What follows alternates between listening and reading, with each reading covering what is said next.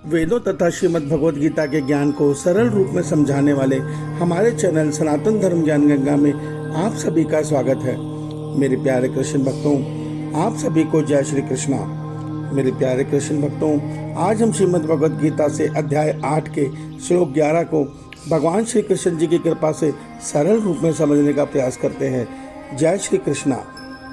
मेरे प्यारे कृष्ण भक्तों, श्रीमद् भगवद गीता के अध्याय 8 के श्लोक 5 से लेकर 10 तक में भगवान श्री कृष्ण जी ने अर्जुन के माध्यम से हम सब मनुष्यों को यह सत्य बताया है कि एक संसारिक मनुष्य किस प्रकार अपने मन और बुद्धि को संसार की माया जनित सुखों से हटाकर किस प्रकार परमात्मा में स्थिर करके परम पद को अर्थात परम पिता परमेश्वर को पा सकता है। आज उससे आगे अध्याय 8 के श्लोक 11 में भगवान श्री कृष्ण जी अर्जुन के माध्यम से हम सब मनुष्यों को यह सत्य बताने जा रहे हैं कि हे अर्जुन, वेदों को जानने वाले विद्वान जिस सच्चिदानंद घन रूप परम पद को अविनाशी कहते हैं, आसक्ति रहित यत्नशील सन्यासी महात्मा जन जिसमें प्रवेश करते हैं और जिस परम पद को चाहने वाले ब्रह्मचारी लोग ब्रह्मचर्य का आचरण करते हैं, उस परम पद को मैं तेरे लिए संक्षेप में कहूँगा। मेरे प्यारे कृष्ण भक्तों, आइए अध्याय 8 के श्लोक 11 को हम भगवान श्री कृष्ण जी की कृपा से सरल रूप में समझने का प्रयास करते हैं। जय श्री कृष्णा। मेरे प्यारे कृष्ण भक्तों, श्रीमद् भगवद गीता के अध्याय 8 के श्लोक 11 में भगवान श्री कृष्ण जी ने हमें बहुत सुंदर रहस्य बताया है। आज संसार में लोग भिन्न भिन्न मत वाले हैं।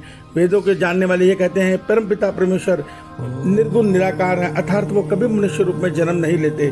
तो उसके जवाब में भगवान श्री कृष्ण जी ने हमें यह सत्य बताया है कि हे अर्जुन, वेदों को जानने वाले विद्वान जिस सच्चिदानंद घन परमात्मा को अविनाशी कहते हैं अर्थात निर्गुण निराकार मानते हैं, और जो यत्नशील सन्यासी जो कर्म योग या ज्ञान योग का मार्ग अपनाकर परमात्मा को पाने का प्रयास करते हैं, और जो ब्रह्मचारी लोग ब्रह्मचर्य का पालन करते हुए उस परम पद को पाना चाहते हैं अर्थात परमात्मा को पाना चाहते हैं, वास्तव में वो तीनों परम धाम एक ही हैं, अलग अलग नहीं हैं, वो एक ही परमात्मा को पाते हैं। इस परम पद को मैं तेरे लिए संक्षेप में कहूँगा। मेरे प्यारे कृष्ण भक्तों, भगवान श्री कृष्ण जी हमें यह सत्य बता रहे हैं कि मनुष्य चाहे किसी भी मार्ग से परमात्मा को पाने का प्रयास करे, वास्तव में वो एक ही परम पिता परमेश्वर के पास एक ही परम धाम में पहुंचता है। वास्तव में परम धाम दो नहीं है या परमात्मा के अनेक रूप नहीं है, वास्तव में सभी रूपों में एक ही परमात्मा वास करते हैं। यहाँ पे एक सत्य को समझिए, आज संसार में हमारे भारतवर्ष में वेदों को जानने वाले जो आर्य समाजी लोग हैं वो कहते हैं ईश्वर कभी जन्म नहीं लेते, वो निर्गुण निराकार है। मगर भगवान श्री कृष्ण जी गीता में इसका खंडन करते हैं। भगवान कहते हैं मैं समस्त ब्रह्मांड का ईश्वर हूँ और अपनी इस सृष्टि में हर युग में जब जब धर्म की हानि होती है प्रकट होता हूँ। मैं आप लोगों से ये प्रश्न पूछता हूँ कि आप इस सत्य को क्यों नहीं मानते। आप एक तरफ तो कहते हैं कृष्ण जी महायोगी हैं और दूसरी तरफ ये कहते हैं कि आप ये समझते हैं कि क्या कृष्ण जी गीता में झूठ बोल रहे हैं। अरे मित्रों, मेरे प्यारे कृष्ण भक्तों, भगवान श्री कृष्ण जी की एक एक वाणी ईश्वर की वाणी है। इसको जब आप सुनकर मनन करेंगे तो आपको इतना सुंदर परिणाम मिलेगा। आप आसानी से इस संसार के मोह माया बंधन से मुक्त होते हुए अपने ईश्वर तक पहुंचेंगे।